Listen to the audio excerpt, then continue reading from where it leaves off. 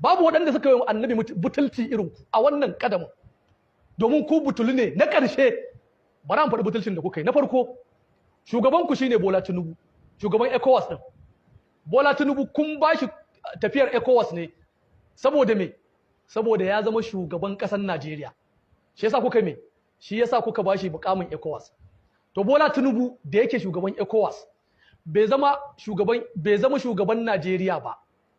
Sai da ya haɗa kai, sai da ya zo ya fake da musulunci, suka yi musulun tuket da shi da mataimakinsa shine Kashim Shatima.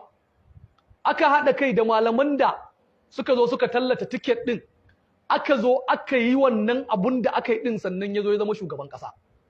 Bayan ya zama shugaban ƙasa, munafunci irin naku da zalunci da kuka saba yi wa Najeriya ko yan ECOWAS, wanda duk lokacin da kuka samu sa'a kuna rawar jikin ku ɗauki mukamin shugabancin ECOWAS ku ba Najeriya.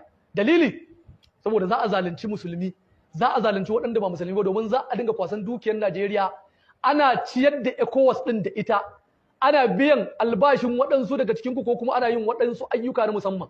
Na rantse da Allah ba a bawa Tinubu mukami a ECOWAS ba sai da aka tabbatar cewa za a ɗebi kuɗin Najeriya a dinga wahala da su a ECOWAS. Kuma naira ta ni a matsayina na ɗan Najeriya, in daga ran da aka zaɓi Tinubu zuwa yau, in dai an taɓa kai naira wacce take ta shafe ni ECOWAS, Allah ya isa. Ban yafe ba, kuma ranar gobe kiyama sai mun yi hisabi ni da wanda duk ya mika muku. Kuɗin mu masoya, ‘yan gaba dai ‘yan gane kashe ne na Annabi Muhammad sallallahu alaihi wasallama, kuɗin mu da ake ɗiba a bawa ECOWAS, Allah ya isa. Ba mu yafe, ba wuta balbal ne aka ci. Wannan shine sakon da muke isar muku. Sannan bayan Tinubu ya zo ya yi amfani da musulunci, ya hau doron musulunci, ya zama shugaban ƙasa, wanda wannan addinin musuluncin